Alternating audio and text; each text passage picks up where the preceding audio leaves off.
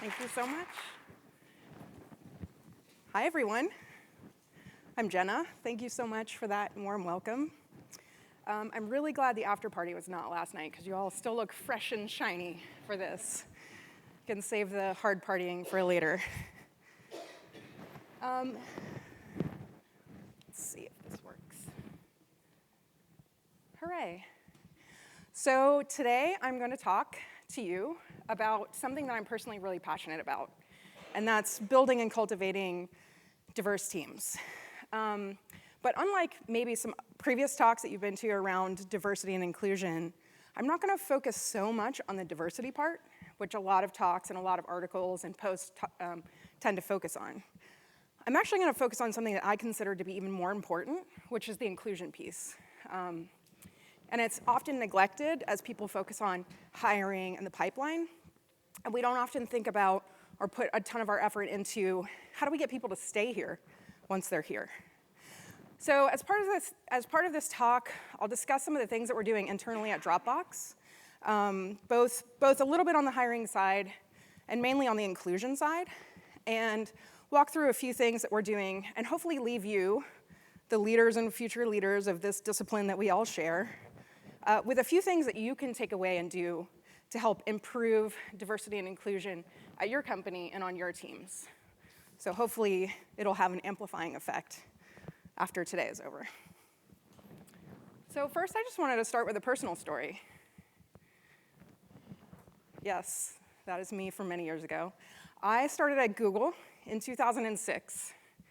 And this is an actual picture of me wearing my Noogler hat, which they make you wear at the end of your first week at Google. I don't know if they still do it anymore. Maybe somebody in this audience can tell me. But I was coming from Atlanta at an agency gig, and I had no idea what was happening in the Bay Area or in the tech scene in general. When I landed in the Bay Area, all of my new colleagues and friends were talking about this millionaire and that blogger, and they were texting, and I didn't even know how to text yet. T9 was the thing, and I had no idea how to do it. And I was like terrified, but also thrilled to just be part of this mix. But then kind of reality set in on day 3 of my brand new sparkly job, where I was sitting in a particularly challenging product meeting. And before I even got on the bus to go home, I called my mom, weeping, saying, I've made a horrible mistake. I ruined my life. I moved out here for this job that I'm not qualified for. And I was like, I think I need to undo this. Can I come home? That was my 3rd day at Google. And after a while, though, I settled in, and I slowly started to realize, this is going to sound familiar, I was at the best company on earth, with the smartest people on earth, changing the world. We really did believe that. We were changing the world. The Silicon Valley show on HBO is, I can't even watch it anymore. It's just way too true to life. But, let's see. Hooray.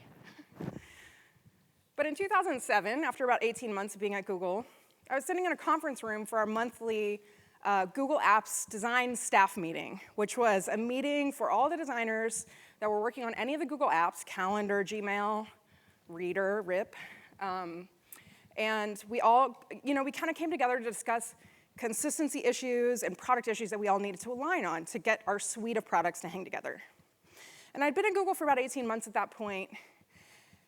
And this is the first time I really looked up and realized I was in a room full of 18 people, and I was the only woman. And now, there are some people in this audience who have known me for many, many years.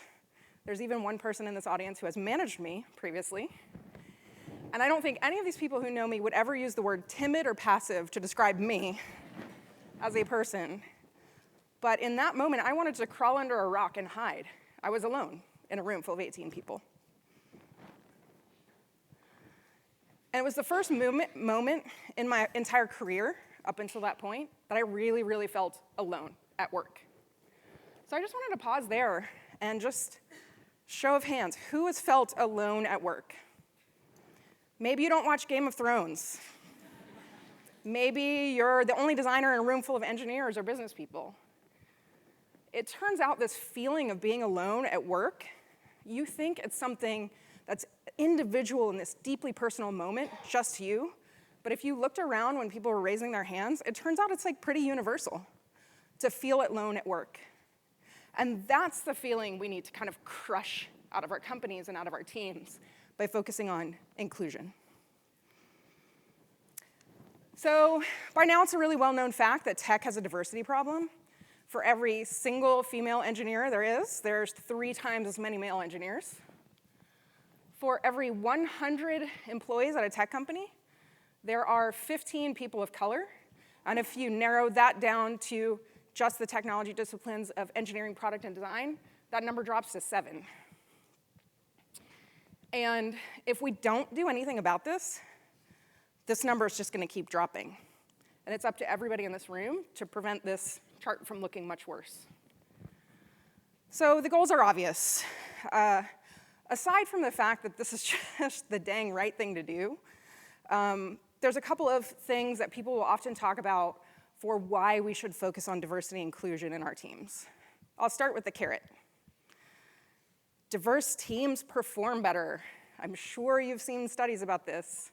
Study after study after study shows that companies with diverse teams, especially diverse leadership teams, perform better in terms of business value. They have higher ROI and higher innovation revenue than teams with below average diversity. Women-led companies have higher return on investment in the VC world than male-only companies. It's also just the right thing to do, but it has a business value. But if the carrot approach doesn't work, there's also the stick. Diverse teams avoid becoming tomorrow's bad headline. So this was a viral video that went around in 2015 about the quote-unquote racist soap dispenser. This was a convention center in Atlanta. I believe it was for Dragon Con, which is near and dear to my heart. And I know, I just flew my nerd flag a little bit there.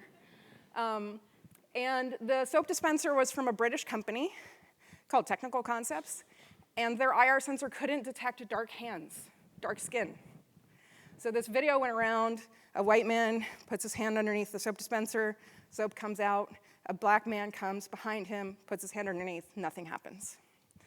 So this just is an illustration, is if we don't make our teams who are making these products as diverse as the bodies that they're meant to serve, bad things happen. And if the carrot and stick approach don't work for you, let me just tell you that it's part of your job. As design leaders, as industry leaders, this is our job to build diverse teams. And I often tell my teams, leave things better than you found them, especially people aspiring to management. That's your job. 50 to 60 years ago, I wouldn't have been able to get the job that I have because I'm a woman. Some hardworking women had to step up and do this work so that I could be here standing on this stage talking to you all. So I consider it my responsibility to do the same for the people that are coming behind me. But I mean, it's just part of our job as leaders. Like, what leader among us wants to leave a company where their presence had absolutely no effect, no positive effect on the company whatsoever? It's as if you never existed. Nobody wants that. So this is an effect that you can have and a long-lasting effect over time. But there's so many challenges to this, and I'll talk about a few of them. But if this was easy to fix, it would have been fixed by now. We're swimming upstream against hundreds of years of institutional exclusion. These systems of exclusion aren't going to change overnight, and not without a lot of intentional effort from everyone in this room.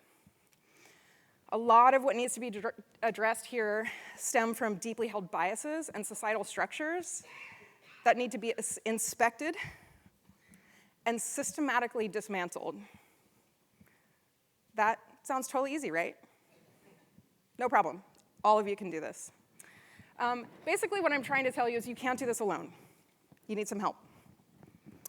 So I actually love this quote. I put it in a lot of different presentations that I give, but it both addresses the pipeline myth and exposes the sort of fundamental barriers that underrepresented groups face and that leaders face when we're crafting more teams.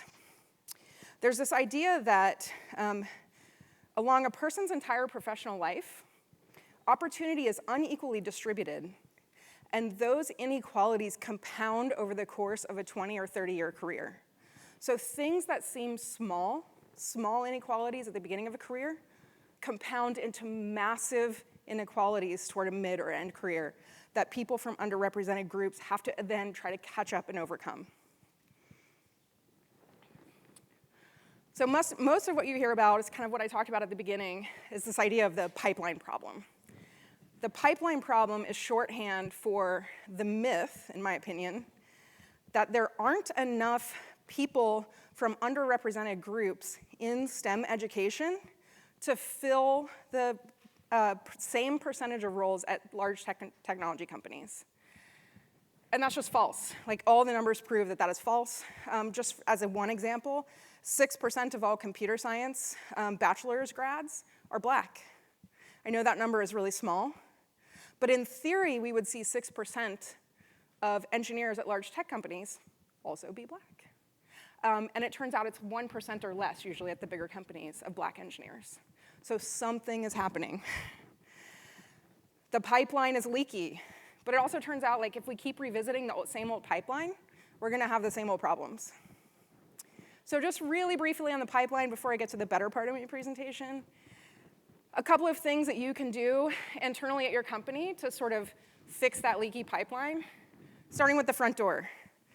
Job descriptions shouldn't require a PhD or a decoder ring to figure out what you want.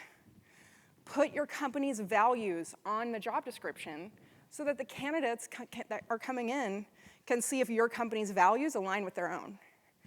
And don't use buzzwords that work to exclude. Check your job descriptions for gendered language. You'd be surprised how often startups say, we're looking for a few good men to fill X role. Immediately, you're off my list. But also things like rock star and crushing it, and those things, they work to exclude groups. So check yourself and check your job descriptions for that type of language. Secondly, recruiting and hiring managers have different goals. We're incented differently. I am a hiring manager at Dropbox. I have open roles. No, we're not supposed to do that. There will be an email address at the end. We have different goals. We're incented differently. They have immense time pressure and quarterly goals put on them. And we have goals for diversity on our team. And many times those two things are at odds because you have to do a lot more work.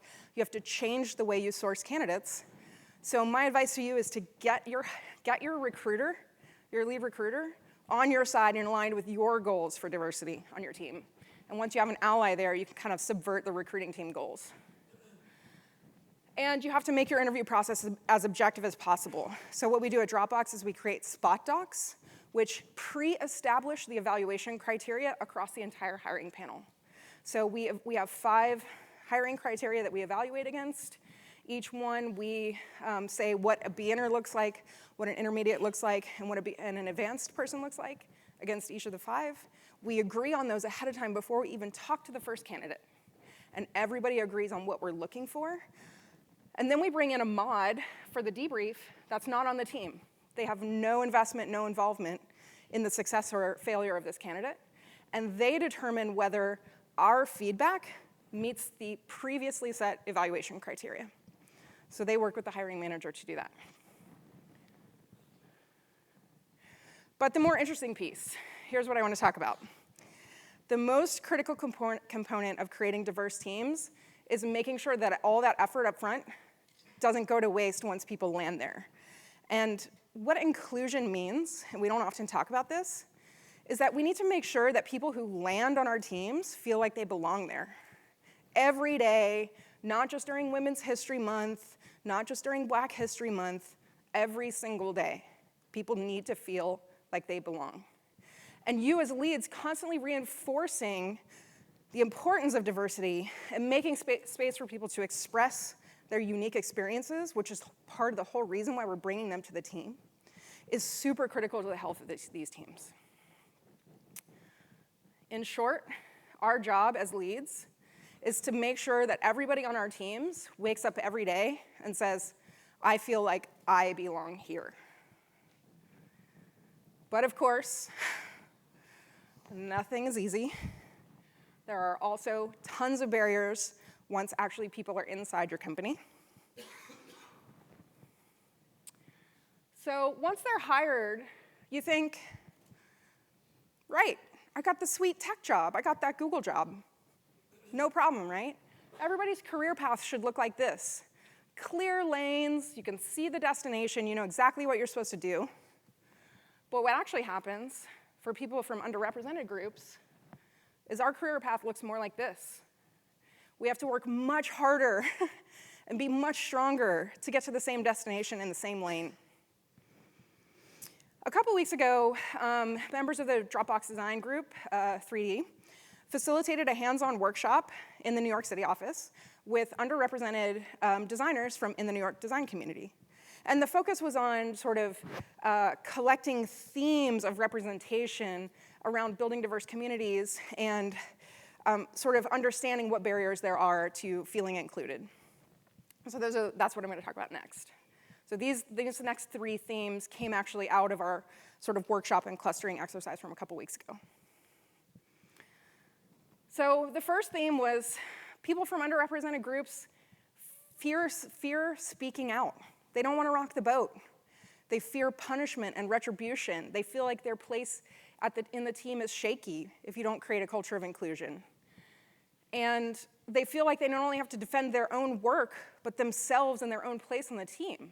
That is a lot of stress for someone who just wants to do good work. So as a lead, oh gosh, there's a shadow in this. Design. So as a lead, what things that you can do to directly address this is give space for feedback. What I do as a lead is I say in group settings, who has feedback, and I try to encourage people to speak up. But I also say, if you don't feel comfortable in this group setting, like please do come talk to me afterwards. And I'll ping people actually individually and make sure that they have time and space to speak to me directly. Reflect back what you hear. You are a human filter of bias. And things that go in come out in a different way. So basically, my advice is speak back to you what these people are saying to you, speak back to them, and make sure that you're reflecting it accurately. Ask them if it's correct. Ask them if you heard it correctly. And then model the behavior you expect. In meetings, you have to step up. You have to speak out. You have to interrupt men that are interrupting women and say that it's not appropriate and ask people to continue. Model the behavior that you expect from your team. Second theme, people from underrepresented groups feel like they have to overcompensate and they feel overworked because they have this extra burden of fixing hundreds of years of systemic inequality. This is just not fair. These are people that just want to do good work, and they're on your team and they don't need this extra stress. So basically, things that you can do as a lead is be proactive and empathetic in recognizing the extra stress that these people have. Give recognition freely and openly to good work in public. Do it in public. And you can encourage healthy behaviors for your entire team to kind of take the stress off of underrepresented groups. And behaviors like leave your laptop at work. Don't email me after hours. Have fun at work.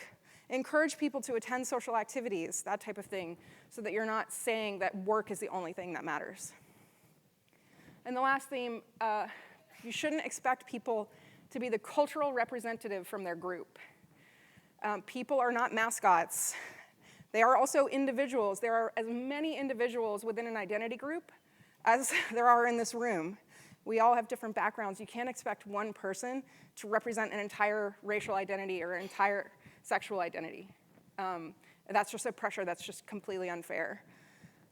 If you have questions about a racial identity or a underrepresented identity, don't Put the burden of educating yourself onto the underrepresented group. Google it.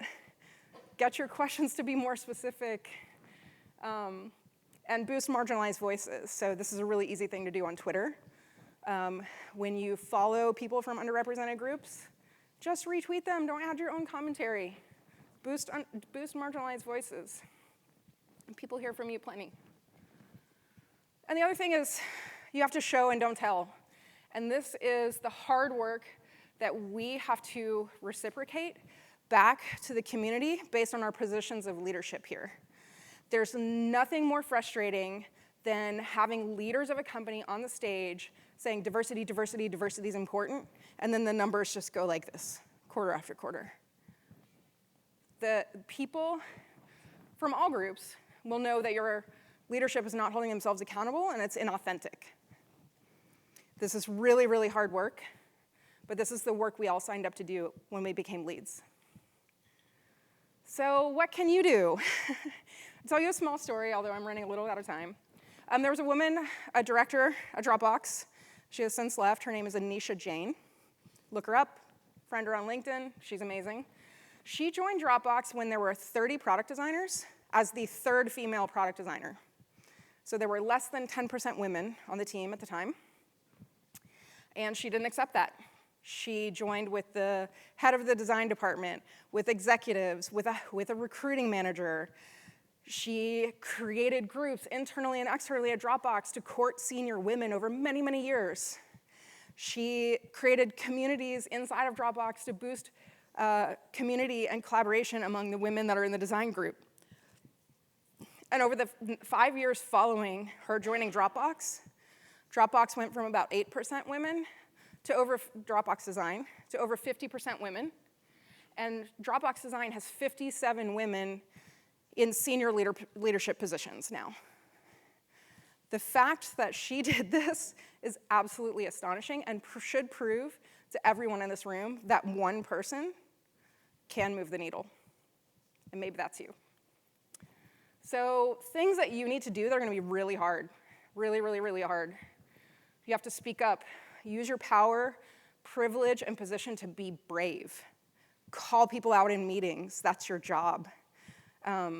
It's really uncomfortable, and it creates conflict, and a lot of us hate conflict, but you just have to do it. That's what you've earned as you've ascended into leadership. You have to persevere. So the quote, "To the privilege, equality feels like oppression." As things start to become more equal on your teams and your companies, people that previously held powers of privilege and power will start to feel like threatened, and they will attack you. And you have to weather those storms, and you have to deal with that, and you have to absorb that on behalf of your teams. That's your job. You don't pass that pressure along to someone else. And listen and amplify. I know that sounds like the opposite of speak up, but I'm just full of conflicts today. You have to own up to your privilege and listen and amplify those voices. That thing I talked about on Twitter that's really easy to do is like retweeting people of color without adding your own commentary. Just do that. It's really easy.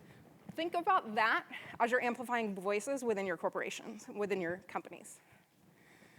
And we have to do this as leads because it's our job. We cannot lay this work at the feet of the groups that the inequality affects the most. And this is just a tweet from earlier this year that I love, but basically this person is begging us as leads to just please start this conversation. Don't have us be doing this all the time. But cultural shifts take time. This stuff is, at Dropbox, it took 5 years to get to 50%. Many of you are thinking, like, I don't have time for 5 years. We all move so fast. It's true. But if you really want to make a change, you have to think in terms of year time frames. But because of Anisha's story, I now believe that it could take 1 or 2 people and like some really committed effort, but it's actually possible to change the makeup of a company. But to do that, you got to sign up for the hard work. I'm going to start to sound like a broken record at this point, but you have to take accountability for the goals you set and do it publicly. Anisha proved that moving the needle was possible, and she did it in the most public way possible. She said, I'm going to move this number in the next 2 years, and she went out and she did it. Make your interview process as objective as possible, and then remember that it's never enough. You have to go that extra mile, inspect your bias. If women or minorities are getting rejected from your interview process at a higher rate, you need to look at the numbers, capture the data, and inspect your processes and revisit and retro, and keep looking. Nothing is ever complete. And one thing that Anisha learned is that with her focus on senior roles, particularly women at Dropbox, and she pursued senior women relentlessly over the course of many, many years, but she actually created a couple of programs that had external community events for which we hired 2 of our more senior leaders.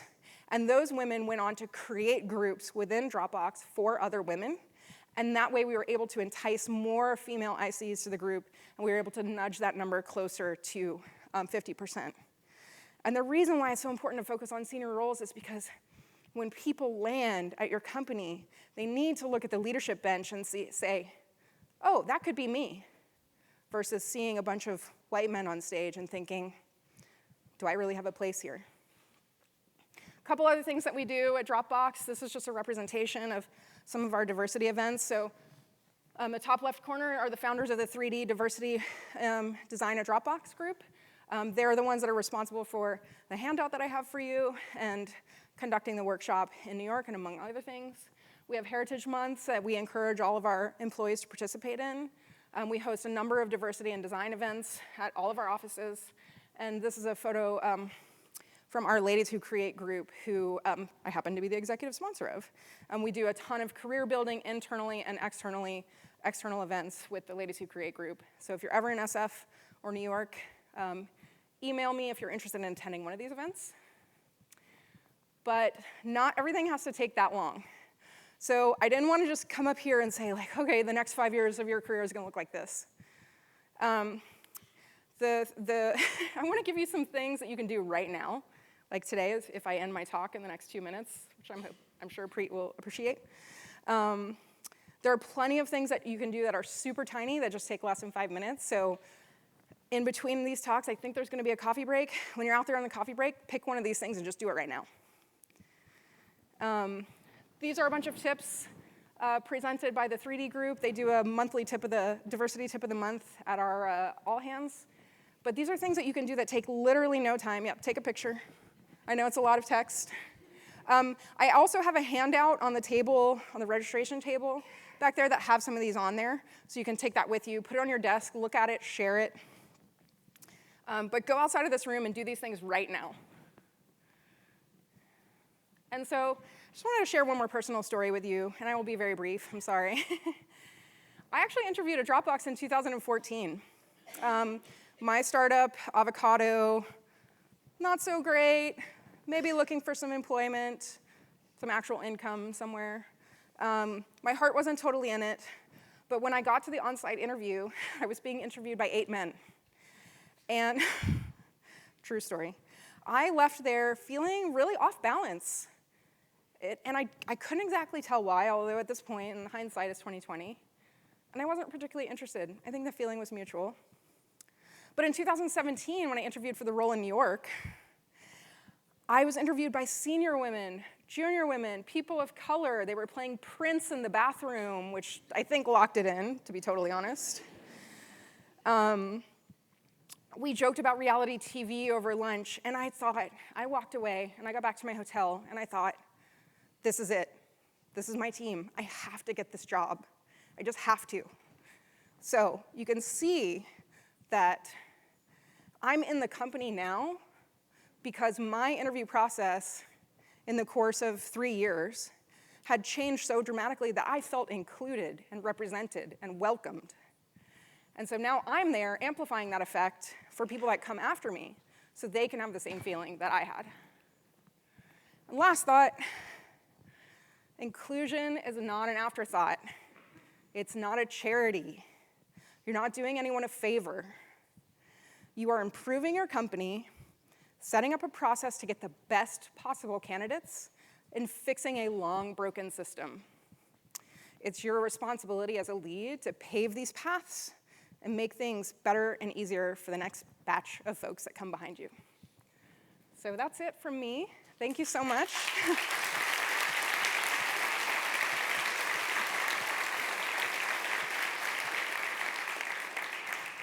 here's a few ways that you can reach the Dropbox design team. And again, the shadow is my enemy. Jenna B at Dropbox if you want to reach out directly to me, or Jenna on Twitter. Thank you so much. Thank you, Jenna. Do you want to take one question? We do Sure. have about 2 minutes more. Okay, Yeah? sure. We'll take a quick one. And I'll leave some controversial questions outside, because I think some folks are already tackling that. So one question is, what advice can you offer to a leader who's from an underrepresented group, given that they are overworked and don't want to rock the boat, et cetera? I guess my advice is take care of yourself first, because you have to replenish your own tank in order to care for your team and to do some of these things that I've talked about. And also find a peer that can also transfer energy to you, and so that you can bounce things off of them.